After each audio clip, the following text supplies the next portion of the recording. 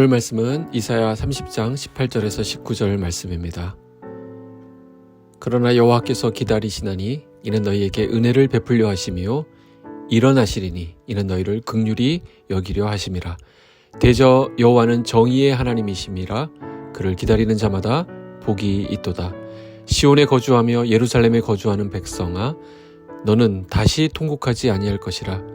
그가 내 부르짖는 소리로 말미암아 내게 은혜를 베푸시되 그가 들으실 때에 내게 응답하시리라. 아멘. 할렐루야, 복된 아침입니다. 드디어 12월을 맞았습니다. 2022년 마지막 달 이렇게 시작되는군요. 연초에 작정하고 다짐했던 것 다시금 점검해 보시고 주님 은혜 가운데 잘 마무리하실 수 있기를 소망합니다.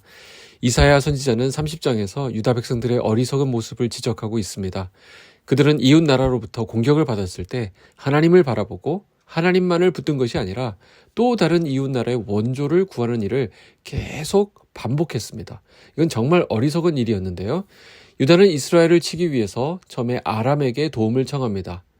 또 그 아람을 치기 위해서 이번에는 아수르의 도움을 청했고요. 또 그 아수르하고 틀어지니까 아수르를 치기 위해서 애굽의 도움을 요청합니다.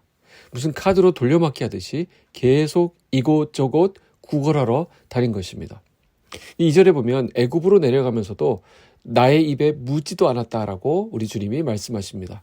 겉으로 볼 때 그들은 신앙 고백이 있어서 마치 하나님의 자녀들처럼 보였습니다. 그러나 이스라엘은 그들의 실질적인 삶으로 들어가 보면 하나님을 전혀 의지하지 않았다라는 것입니다. 이것은 하나님이 굉장히 싫어하시는 죄인데요. 하나님을 무시한 죄가 되는 것입니다. 그들은 애굽을 자신들의 우방으로 만들기 위해서 무척이나 애를 썼습니다. 그러나 그 과정에 하나님은 완전히 배제되어 있었습니다. 하나님 없는 삶의 끝은 무엇이라고 했습니까? 바로 허무입니다. 헛됨입니다. 우리가 지난 주일 말씀을 통해서 살피지 않았습니까? 오늘 본문 7절에 보면 애굽의 도움은 그래서 헛되고 무익하니라 라고 말합니다.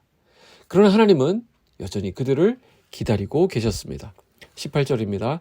그러나 여호와께서 기다리시나니 이는 너희에게 은혜를 베풀려 하심이요 일어나시리니 이는 너희를 긍휼히 여기려 하심이라. 대저 여호와는 정의의 하나님이심이라. 그를 기다리는 자마다 복이 있도다. 자, 왜 하나님은 기다리실까요? 여기서 하나님의 성품이 드러납니다. 하나님은 그들에게 자비로우시며 은혜로우신 분입니다. 그분은 은혜를 베풀기 위해 기다리실 거라고 말씀합니다. 이사야는 심판 이후에 있을 하나님의 은총을 보여주고 있습니다. 하나님의 심판은 멸망이 아니라 새로운 시작을 위한 은총이 되는 것입니다. 이스라엘을 때리신 것은 온갖 더러운 것을 제거하고 그들을 정결케 하고자 하는 하나님의 목적이 있었던 것입니다. 심판의 경고 후에 보면 하나님은 당신의 백성을 잊지 않으신다라는 것이죠. 하나님은 그들을 기다리고 계십니다. 그 기다림이 끝나면 일어나셔서 절망에 빠져있는 하나님의 백성에게 은총을 베풀어 구원해 주신다라는 말씀입니다. 18절 끝에 다시 보십시오. 뭐라고 말합니까? 대저 여호와는 정의의 하나님이심이라.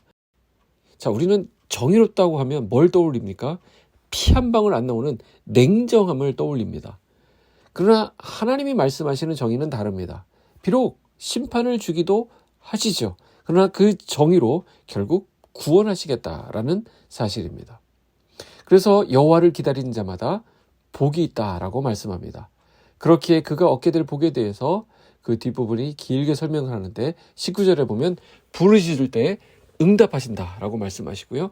20절에는 환난의 떡과 고생의 물을 주기는 하시지만 그런 고난 통해서 배우게 되는 것이 있다라고 말씀합니다. 영적 스승을 붙이셔서 올바른 길을 갈 수 있도록 가르쳐 주시겠다라는 것입니다. 그리고 23절부터 25절까지는 참된 풍요로움에 대한 약속이 쭉 나와 있습니다. 이 백성들은 그동안 우상을 통해서 풍요로움을 추구했습니다. 하나님과의 관계가 회복되면 모든 부분들이 회복됩니다. 심지어 물질적인 복도 허락해 주신다라는 것이죠. 그래서 26절에는 하나님께서 당신의 백성의 상처를 어루만지시고 치유해 주신다라고 말씀합니다.